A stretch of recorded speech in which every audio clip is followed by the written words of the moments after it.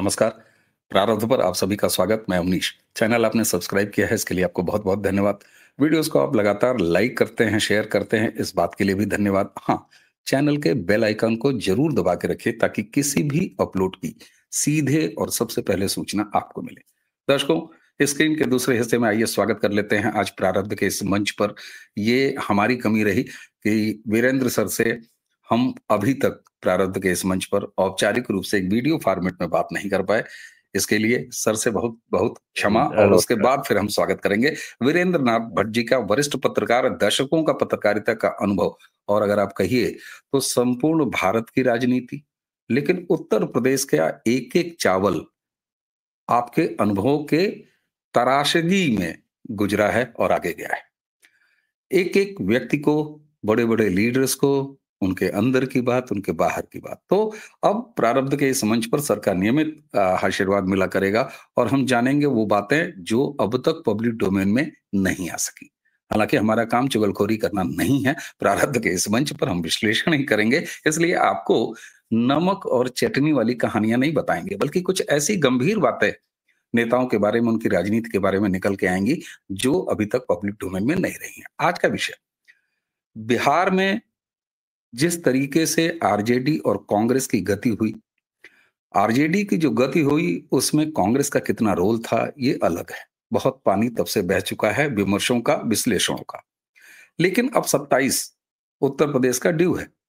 अखिलेश यादव जिस दमखम के साथ लगे हुए थे आरजेडी के लिए, उनकी स्ट्राइक रेट का क्या रहा?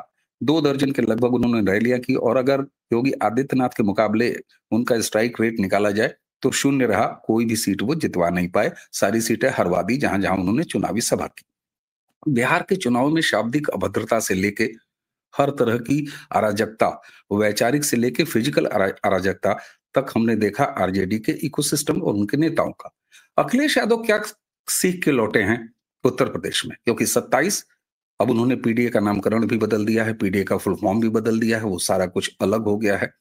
आजकल अगर बात चल रही है तो उनके लहराते हुए बड़े बालों तक की बात चल रही है। ये भी आप सोचिए कौन सा डिस्कोर्स है जो अखिलेश यादव की राजनीति के आसपास घूम रहा है। सर से बातें करेंगे और साथ में बहन मायावती की राजनीति।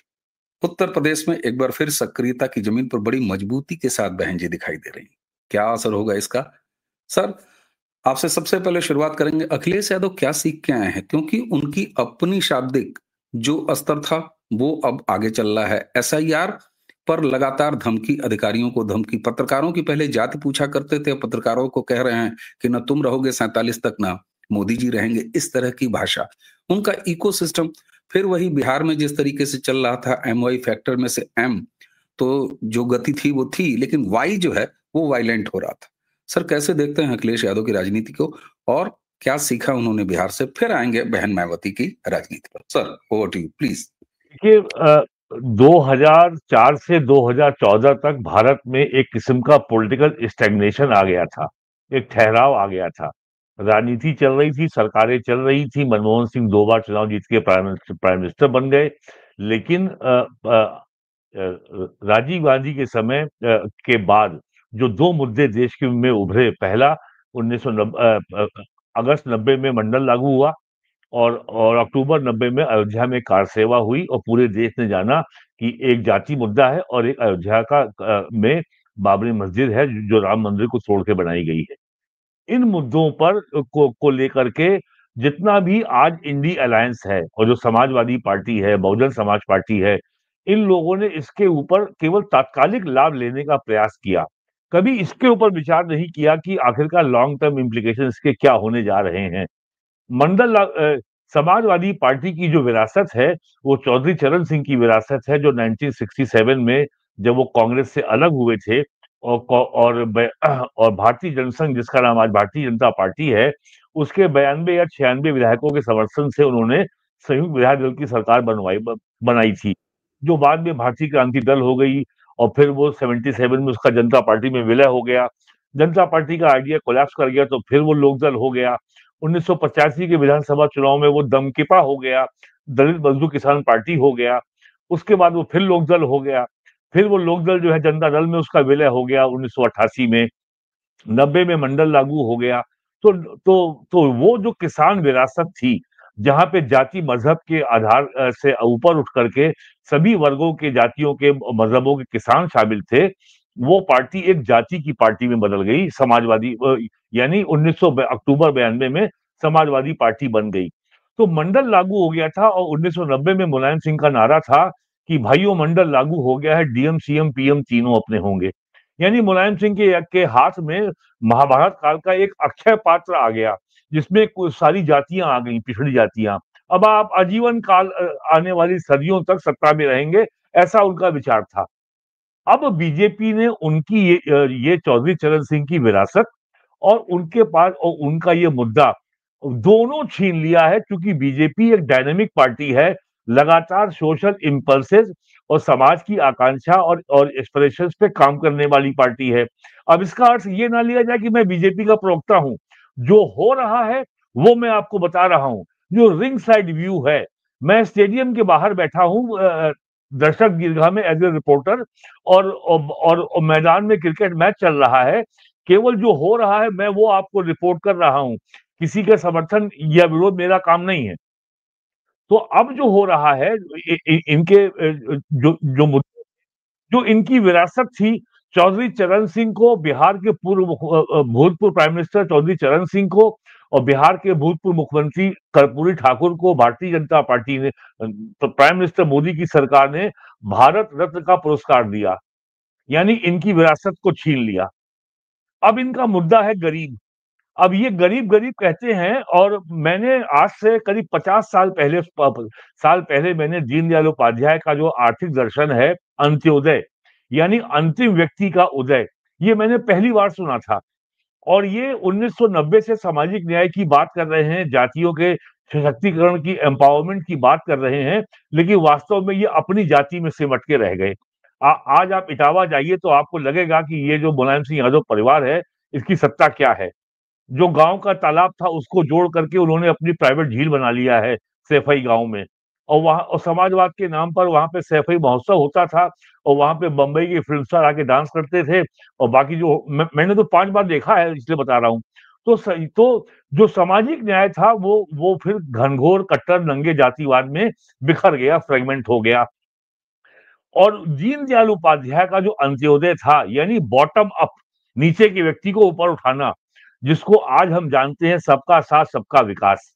मैं केवल यूपी की बात करूं, पूरे देश में 4 करोड़ लोगों को आवास दिया गया, 11 करोड़ से अधिक लोगों को एलपीजी कनेक्शन मिला, केवल यूपी में 1.5 करोड़ लोगों को फ्री बिजली कनेक्शन मिला, 50 लाख से ऊपर लोगों को आवास मिला, और करीब पूरे देश में 80 करोड़ लोगों को पिछले 5 सालों से निःशुल्क खाद्यान्न मिल रहा है। और सबसे बड़ी बात यह है कि सरकार ने इसके लिए कोई एडिशनल एक्सपेंडिचर के बगैर इस योजना को लागू किया है। 50 करोड़ लोगों को स्वास्थ्य बीमा, हेल्थ इंश्योरेंस, आयुष्मान भारत में मिल रहा है। पिछले वित्तीय वर्ष में 50,000 करोड़ रुपए से ऊपर का इसमें मुआवजा बांटा गया। पूरे देश में 2018 नवंबर से लेके नवंबर 2025 तक 4 लाख करोड़ रुपया पीएम किसान सम्मान योजना में किसानों को मिल चुका है। अभी बिहार का चुनाव आपने देखा, 1 करोड़ से अधिक महिलाओं के खाते में 10-10 हजार रुपए गया, करीब 17,000 करोड़ रुपए खर्च हुआ। ये सारा चमत्कार इसलिए हुआ, इसकी घोषणा प्राइम मिनिस्टर ने कर दी थी 15 अगस्त 2014 को। लाल किले के अपने पहले भाषण में उन्होंने नारा दिया था, जैम, जनधन आधार मोबाइल, यानी पूरी इकोनॉमी को डिजिटाइज किया। और आप अगर डीबीटी की वेबसाइट में जाएं, केवल नेट में डालें डीबीटी, डायरेक्ट बेनिफिट ट्रांसफर, तो पिछले 8 सालों में लगभग 45 लाख करोड़ रुपया लोगों के खाते में सीधा गया है। और डिजिटाइजेशन की वजह से जो जो चोरी रुकी है, वो कम से कम $26 बिलियन है, 3 से 4 लाख करोड़ रुपया। ये सारा डाटा आरबीआई का है, मेरा डाटा नहीं है। तो ये सब जो हुआ है, ये सब जो ट्रांसफॉर्मेशन हुआ है, अकेले यूपी में 4 लाख करोड़ रुपए से ऊपर लोग पैसा खाते में लोगों के पहुंच गया है। आज की तारीख में यूपी में ग्राम प्रधान सरकार से नाराज है, पंचायत सेक्रेटरी भी नाराज है, बीडीओ भी नाराज है, बेसिक शिक्षा अधिकारी भी नाराज है। पहले बीएसए जो है पैसा लेता था, और उसके बाद वो उससे बच्चों की स्टेशनरी है, जूते हैं, मोजे हैं, यूनिफॉर्म है, स्वेटर खरीदता था। अब योगी जी ने कहा नहीं, अब आपकी कृपा की जरूरत नहीं है, 5,000 करोड़ रुपया सीधा बच्चों के खाते में जाएगा। अब कौन से माता-पिता होंगे जो अपने बच्चे के लिए जूता नहीं खरीदेंगे या स्वेटर नहीं खरीदेंगे जाड़े के लिए? तो ये सब जो चेंज आया है, इसको ये लोग समझने को तैयार नहीं है। आज 9 या 8 नवंबर 2016 को नोटबंदी हुई थी। आज उसके जो है पूरे जो है 8-9 साल हो गए हैं। अखिलेश यादव आज भी उसी नोटबंदी की बरसी को मनाते हैं और कानपुर के खजांची को ले आकर के उसको बिस्कुट और केक और खिलौने देते हैं, बताते हैं कि बहुत बड़ा हुआ।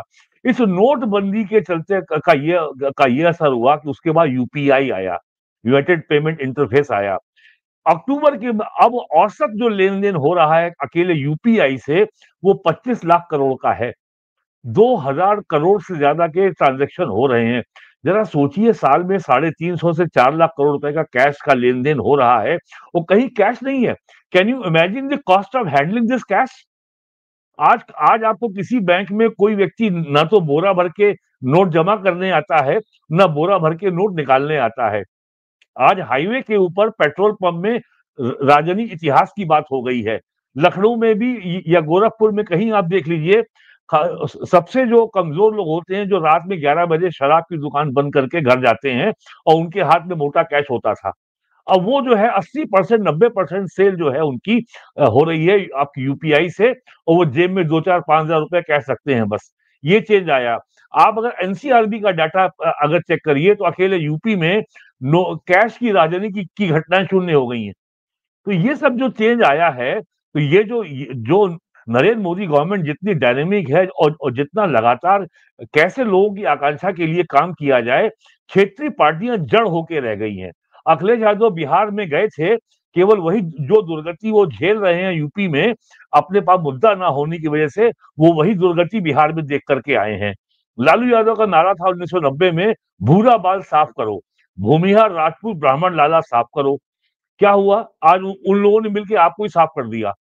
अब बिहार की अब अब बिहार की जनता ने ये बता दिया है कि आपके जाति के अक्षय पात्र को हम अब रिचार्ज नहीं करेंगे। वही यूपी में होने वाला है। तो यूपी में जाति की राजनीति कमजोर हुई है और जो बीजेपी की जो सबका साथ सबका विकास की जो राजनीति की जो डेवलपमेंट की फिलॉसफी रही है, वो उसने जो जो डिलीवरी इंश्योर की है। मैं ये नहीं कह रहा कि 100% लोगों को आवास मिल गया, उन्हें कहीं रिश्वत नहीं देनी पड़ी। मैं ये नहीं कह रहा कि हर 100% लोगों को इन सारी योजनाओं का लाभ मिल गया, उन्हें कहीं ग्राम प्रधान ने या पंचायत सेक्रेटरी ने पैसे नहीं लिए, बिल्कुल लिए होंगे। ये शिकायतें आई भी हैं, बदायूं से आई है शिकायत और भी जगह से आई है। लेकिन सक्सेस रेट इज ओवर 95%। तो इतने बड़े विविध राज्य में अगर इतना बड़ा सक्सेस रेट है, तो उसका एंड रिजल्ट आता है इलेक्टोरल पॉलिटिक्स पे। तो अब आपने जो है 2023 में जनवरी में नारा दिया पीडीए, पिछड़ा दलित अल्पसंख्यक। अब ये दलित और बैकवर्ड और मुस्लिम अलायंस की राजनीति तो लोहिया के जमाने से हो रही है।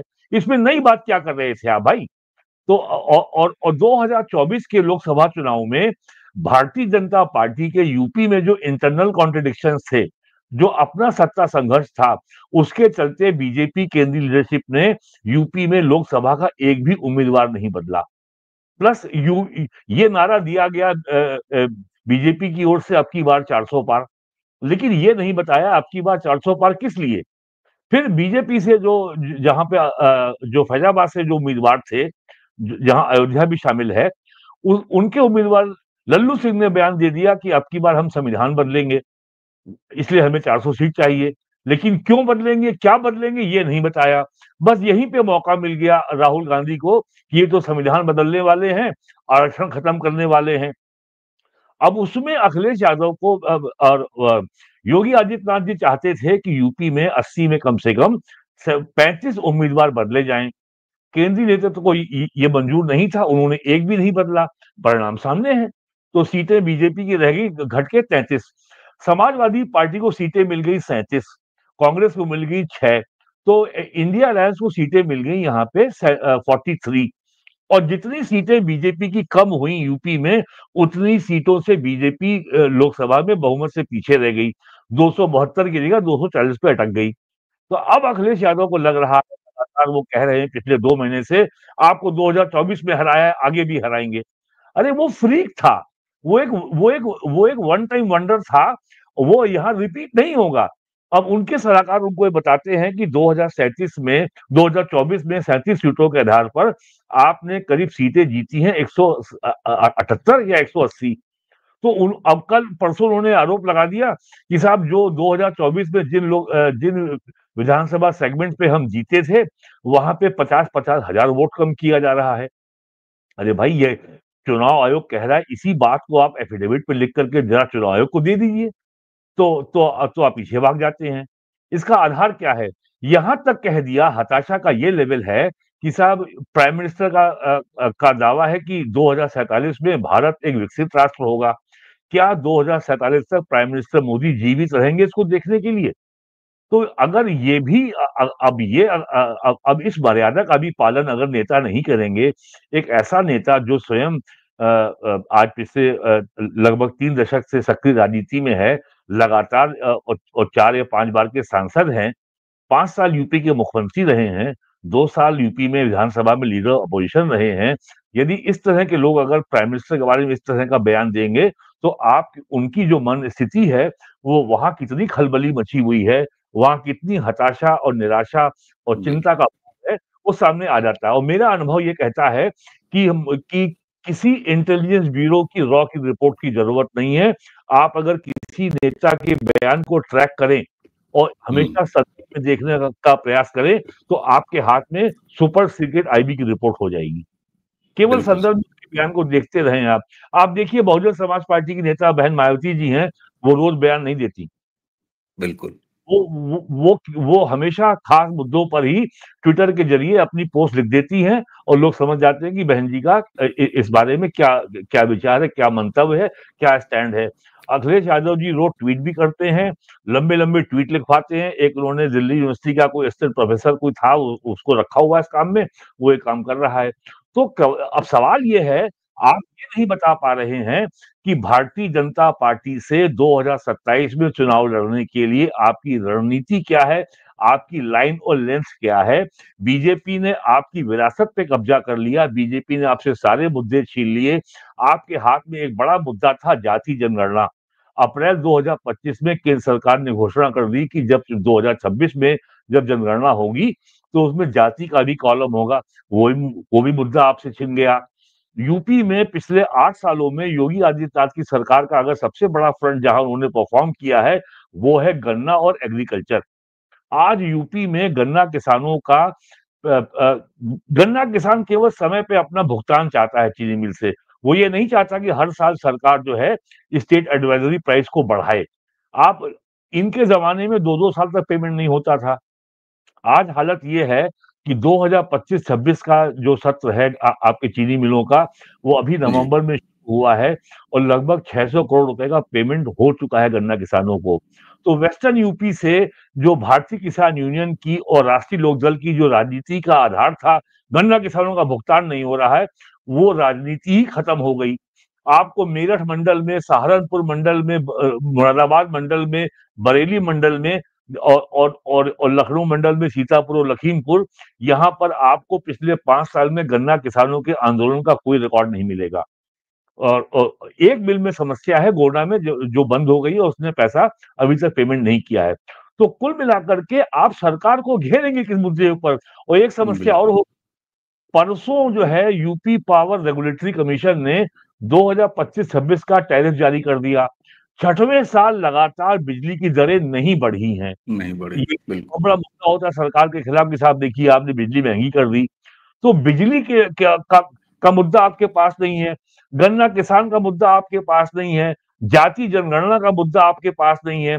आपका जो पीडीए था, पिछड़ा दलित अल्पसंख्यक, वो हो गया है plan development and asset development माने एक्सेप्ट। ऊपर उठना।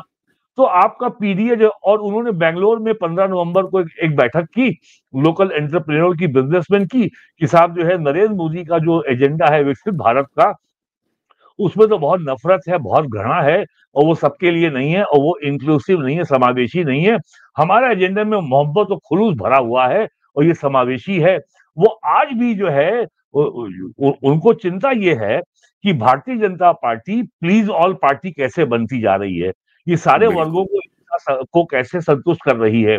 केवल एक ही मुद्दा बच जाता है, वो है योगी आदित्यनाथ जी का अवैध मदरसे, अवैध मस्जिद, अवैध दरगाहें, अवैध बाजारें, उन पे कब्जा का जो है उसको साफ किया जाए। अप्रैल, मई, जून, जुलाई में पूर्वांचल में, बस्ती में, सिद्धार्थनगर में, महाराजगंज में और जी। अन्य जिलों में बड़े पैमाने पर ये कब्जे साफ किए गए हैं। आपको मालूम है यूपी में जो इंडो नेपाल बॉर्डर पे एक जमीन है नो मैंस लैंड, जो बिल्कुल। कि दोनों देशों की सीमाओं पे है। तो उस नो मैंस लैंड पे कोई आबादी या कोई कंस्ट्रक्शन संभव नहीं है। उस जमीन जी। के ऊपर मदरसे बने हुए थे, उनको साफ किया गया। फिर आप कहेंगे कि साहब यूपी में जो है ये अ, अ, काशी विश्वनाथ का मंदिर का मुद्दा है, मथुरा में कृष्ण जन्मभूमि का मुद्दा है, संभल में हरिहरनाथ मंदिर का मुद्दा है। तो योगी जी ने इसके बारे में विधानसभा में बहुत साफ कहा है, जो हमें किसी का कुछ नहीं चाहिए, जो हमारी विरासत है वो हमको दे दी जाए। जी। संभल में बिल्कुल। 64 या 68 तीर्थ हैं, 56-58 मिल चुके हैं, 19 कूप हमें थे, 19 कूप मिल चुके हैं और वहां पे परिक्रमा का मार्ग, वहां पे अब परिक्रमा शुरू हो गई है। आज ही के दिन, आज से 1 साल पहले संभल के हरिहरनाथ मंदिर पे जब एएसआई की टीम सर्वे करने गई थी, तब वहां हिंसा हुई थी। आज 1 साल पूरे हो रहे हैं उसके, आज 24 बिल्कुल नवंबर सर। है। तो ये हमारी विरासत है और ये बताने की जरूरत है कि बाबर का भारत के मुसलमानों से कोई लेना देना नहीं है। बिल्कुल sir. Bharat was a Babar was a invader like the British. Babar एक आक्रमणकारी था, एक लुटेरा था। भारत के मुसलमानों की विरासत बाबर या मुगल नहीं है। हमको और जो हमको जो सर्वधर्म समभाव का, सारे धर्म बराबर हैं, सारे धर्म एक हैं, ये जो बड़ा पाव हमको खिलाया गया है पिछले 80 सालों में, अब इसको अब ये हमारे डीएनए में आ गया है, तो इसको बिल्कुल। निकलने में समय लगेगा। समय लगेगा, केवल बिल्कुल सर। काशी तो अयोध्या में क्या किया गया है? अयोध्या में यही हुआ ना कि भाई ये हमारे आराध्य देव मर्यादा पुरुषोत्तम राम की जन्मभूमि है, ये स्थान हमको वापस दे दिया जाए। अब आप अगर वापस दे देंगे, अगर आप आउट ऑफ कोर्ट सेटलमेंट कर लेंगे, तो आपको ये मानना पड़ेगा कि इस्लाम का कैरेक्टर आक्रमणकारी था और विध्वंस कर काफी रहा है, हिंदुओं के बिल्कुल। खिलाफ था। तो अब ये सारी बातें हैं, अब इसको आप बताते हैं कि ये कि बीजेपी एंटी मुस्लिम है। बीजेपी एंटी मुस्लिम नहीं, अगर बीजेपी एंटी मुस्लिम होती तो जितनी मैंने कल्याणकारी योजनाओं की जो सूची आपको गिनाई, क्या लाभ मुसलमानों को उसका नहीं मिला? सबको मिला, बिल्कुल बराबर सर, से मिला ना। बिल्कुल। बिल्कुल। तो ऐसी स्थिति में अब ये समाजवादी पार्टी क्या मुद्दा बनाएगी? और सबसे बड़ा काम जो योगी जी ने किया है वो है ऑर्गेनाइज क्राइम का खात्मा। खात्मा, पिछले 40 बिल्कुल सर। सालों में, 50 सालों में जो संगठित अपराधियों का जो जो कब्जा हो गया था पूरे उत्तर प्रदेश में, चाहे वो आपके मुख्तार अंसारी हो गाजीपुर में या प्रयागराज में आपके अतीक अहमद हो, पूरे प्रदेश में यही स्थिति थी। जिसकी जहां मर्जी आती थी वहां पे उसने झोपड़ी डाली और उसमें गाय भैंस काटना बिल्कुल सर। शुरू हो गया, बिल्कुल। ऊंट काटना शुरू हो गया। तो ये जो अवैध जो माफिया साम्राज्य था, जो आपका मेरठ का जो आपका ऑटो मार्केट था, जहाँ पे पूरे एनसीआर की गाड़ियां चोरी होके आती गाड़ियाँ थी, कट के वहां कट के भेजी। बिकती थी, बिल्कुल। उसका बिल्कुल। उल्लेख 2022 के विधानसभा चुनाव में प्राइम मिनिस्टर ने लगातार अपने भाषणों में किया था। भाषणों में किया, अब वो अब बिल्कुल। वो बाजार अब वो बाजार गायब हो गया। तो अब सामने संकट ये है कि भैया मुद्दा। मंडल लागू हुए 35 साल हो गए, अब डीएम सीएम पीएम तीनों अपने होंगे, लोगों ने देख लिया, आप अपने परिवार देख के लिया। आगे बढ़ नहीं पाए। और जिस बिल्कुल। तरीके से बीजेपी ने जितने धैर्य के साथ पिछले 20 साल से नीतीश कुमार को सत्ता में बनाए रखा, जिस तरीके से बीजेपी ने अपना वोट बैंक खो करके 3 बार यूपी में बहुजन समाज पार्टी के नेता मायावती जी को मुख्यमंत्री बनाया और 2012 के विधानसभा चुनाव में बीजेपी की सीटें घट के 45 पे आ गई। तो जो बीजेपी की सत्ता पहली बार बहुमत मिला 91 में और दोबारा बहुमत मिलने में उनको 26 साल लग गए 26 साल 2017। लग गए, बिल्कुल सही बात। क्या बिल्कुल। समाजवादी पार्टी क्या इतनी प्रतीक्षा कर सकती है? नहीं, क्या वो आतुरता तो दिखाई देती है ना सर। जिस तरीके से बीजेपी ने पावर शेयर किया बहुजन समाज पार्टी के साथ, बिहार में जेडीयू के साथ, क्या समाजवादी पार्टी इस तरीके से पावर शेयर कर सकती है? क्या ऐसा बिल्कुल गठबंधन नहीं। कर सकती है? ये सवाल का जवाब देना ये चाहिए सवाल। समाजवादी पार्टी को। बिल्कुल सर, बिल्कुल। और आपने जिस तरीके से कहा कि अखिलेश यादव या उनके पिता के राजनीति की जो लेगेसी थी, उसकी ज़मीन ही भारतीय जनता पार्टी ने बड़ी मेहनत करके, बड़ा परिश्रम करके निकाल लिया है और इसीलिए मुद्दा विहीन अखिलेश यादव दिखाई देते हैं। इसलिए शाब्दिक बदजुबानी, किसी को ताने मारना, ट्रोल करना, इसके अलावा अब वो कुछ कर नहीं पा रहे हैं। अंततः उनको पीडीए का नाम भी, जो पीडीए का चूरन ये बेच रहे थे, उस नाम को भी इनको जी, बदलना पड़ा और पलायन जी। करके बैंगलोर जाके वो उसको लॉन्च कर रहे हैं। उसमें ये भी दिखाई दे रहा है कि उनको डर है कि कहीं पीडीए का ये नया फॉर्मेट अगर यहाँ उनके लोगों को पता चल गया बड़े अच्छे तरीके से, तो कहेंगे वाह नेताजी, इलेक्शन से पहले ही आपने पीडीए का दहन कर दिया। सर चलते-चलते एक 2027 समस्या का और है, जैसे-जैसे जी, जी, एक समस्या और है। स कांग्रेस ने जो पिछले 2 सालों में किया है कि हुँ, दिल्ली विधानसभा को चु या बल्कि 2025 में जो किया है कि दिल्ली विधानसभा के चुनाव में राहुल गांधी ने साफ कहा कि अरविंद केजरीवाल को मुख्यमंत्री बनाने में हमारा क्या लाभ है। उन्होंने यही करके दिखाया अक्टूबर 2025 में बिहार में कि आरजेडी को मुख्यमंत्री बनवाने में हमारा क्या लाभ है। राहुल गांधी ने अंत तक अपने मुंह से नहीं तेजस्वी किया, यादव को मुख्यमंत्री उम्मीदवार घोषित नहीं नहीं किया, किया और गहलोत को भेज दिया। जब तनाव बढ़ गया तो गहलोत को भेजना पड़ा और प्राइम मिनिस्टर ने बिहार विधानसभा चुनाव के कैंपेन में कहा कि आरजेडी ने कांग्रेस के कनपट्टी पे कट्टा रख के अपने आप को कट्टा उम्मीदवार डिक्लेयर कराया।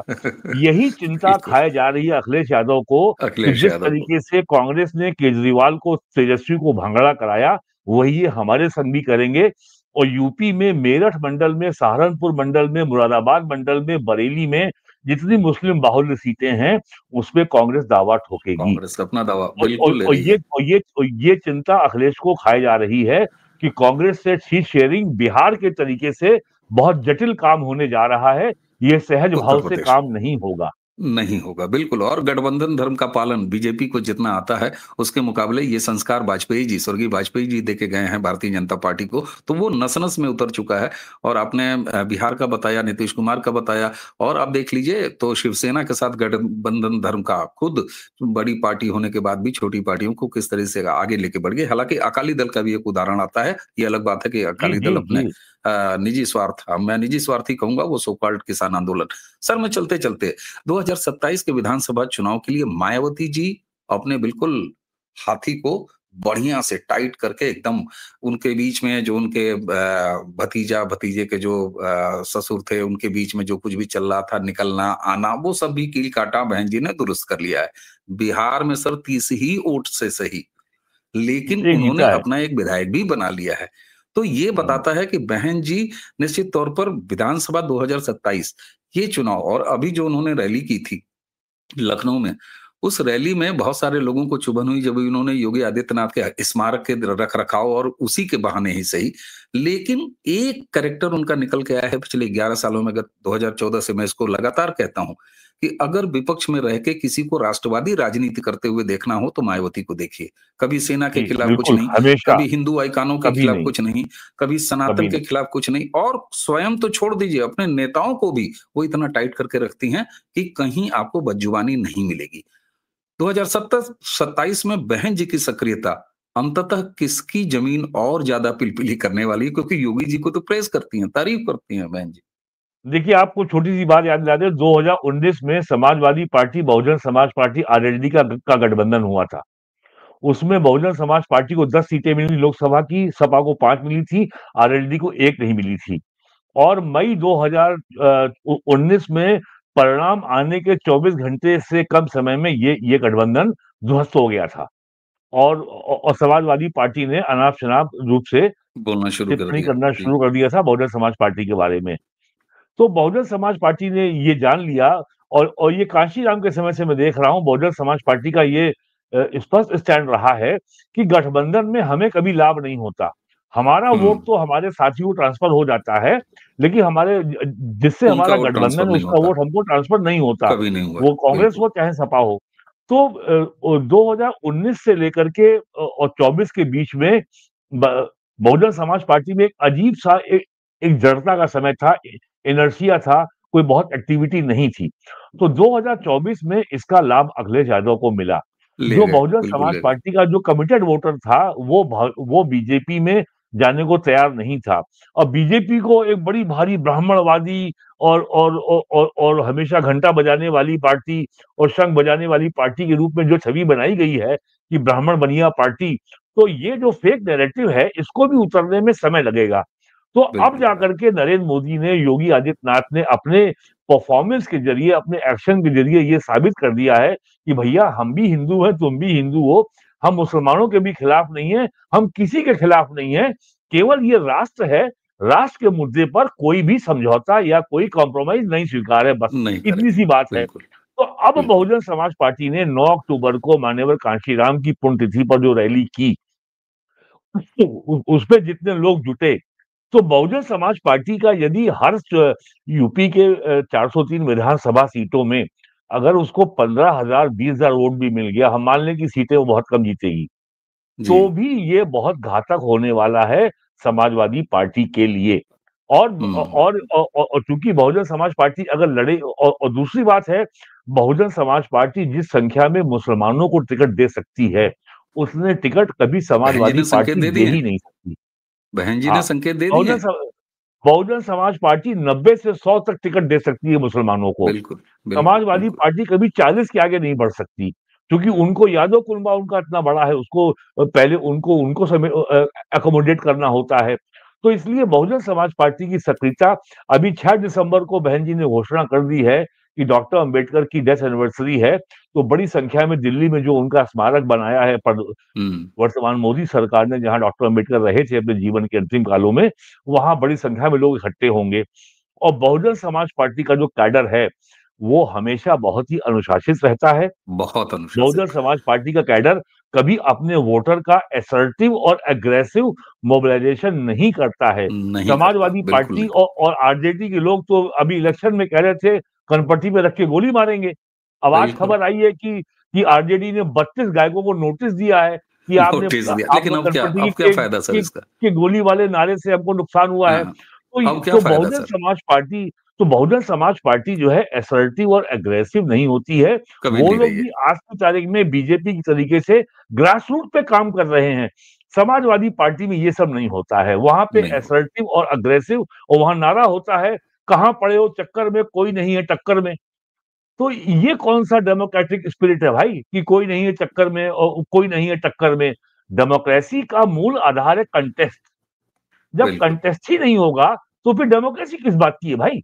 निश्चित तौर तो पर, निश्चित तौर ये पर जो सर। इनकी समस्याएं हैं, तो इनके पास केवल वही आधार रहेगा, अपना जातिगत वोट आधार, और दूसरा मुस्लिम। बिल्कुल सर। और बहन जी की सक्रियता ये साफ संकेत देती है कि बहन जी का बेस वोटर, जो मूल वोटर है, हालांकि उसमें बड़ी अच्छी और सकारात्मक सेंध ऑलरेडी एनडीए लगा चुका है, भारतीय जनता पार्टी लगा चुकी है। मोदी और योगी की राजनीति अगर हम उत्तर प्रदेश के संदर्भ में बात करें, तो उसने अच्छा खासा एक चंक अपने पास ले आए हैं। लेकिन फिर भी जो आपने कहा ना कि बिल्कुल जो स्टिकी वोटर होता है, वो बीजेपी की तरफ चूंकि भ्रम फैलाया गया है तमाम तरह की चीजों का, मनवाद ये वो, तो इसलिए। लेकिन अखिलेश यादव अब उसका लाभ नहीं उठा पाएंगे। और त्रिकोणीय मुकाबला जब भी किसी प्रदेश में होता है, तो भारतीय जनता पार्टी का स्ट्राइक रेट बहुत शानदार होता है। अखिलेश यादव से उम्मीद थी कि बिहार से कुछ सीखेंगे, लेकिन राहुल हैं कि उनको सीखने पर ध्यान ही नहीं देते, या अखिलेश यादव की राजनीति अब मुद्दा विहीन राजनीति हो चुकी है। जबकि दूसरी तरफ डिलीवरी की राजनीति है, योगी की डिलीवरी की राजनीति है मोदी की। और उसी के साथ सोशल इंजीनियरिंग भी। सर, प्रारब्ध के इस मंच पर पहली मेरा सौभाग्य, मैं आपसे बात कर रहा हूं और हमारे दर्शकों को निश्चित तौर पर एक गहन विवेचन और एक दूसरे लेवल का विवेचन मिला होगा। दर्शकों जरूर बताइएगा आज वीरेंद्र नाथ भट्ट सर के साथ पहली बातचीत आपको कैसी लगी, और आगे सर से किन विषयों पर आप विमर्श बातचीत सुनना चाहेंगे, ये भी जरूर आज कमेंट में बताइएगा। सर, प्रारब्ध के सभी दर्शकों की तरफ से, मेरी तरफ से आपको बहुत बहुत धन्यवाद समय नमस्कार। देने के लिए। और उम्मीद है, और आपसे बाल हट कर रहा हूं, ऑन कैमरा कर रहा हूं, कि हम अब नियमित आपके सानिध्य में राजनीतिक, सामाजिक, राष्ट्रीय, अंतर्राष्ट्रीय और स्थानीय यानी राज्य के मुद्दों पर भी आपसे बात किया करेंगे। हमें उम्मीद है कि आपका स्नेह प्रारब्ध को हमेशा मिलता रहेगा। तो दर्शकों, आज की चर्चा भट्ट सर से आज यहीं समाप्त करते हैं। मुझे यानी अवनीश और वीरेंद्र नाथ भट्ट सर को आज्ञा दीजिए। नमस्कार, प्रणाम, जय जय नमस्कार, श्री नमस्कार, राम। नमस्कार, नमस्कार। जय श्री राम।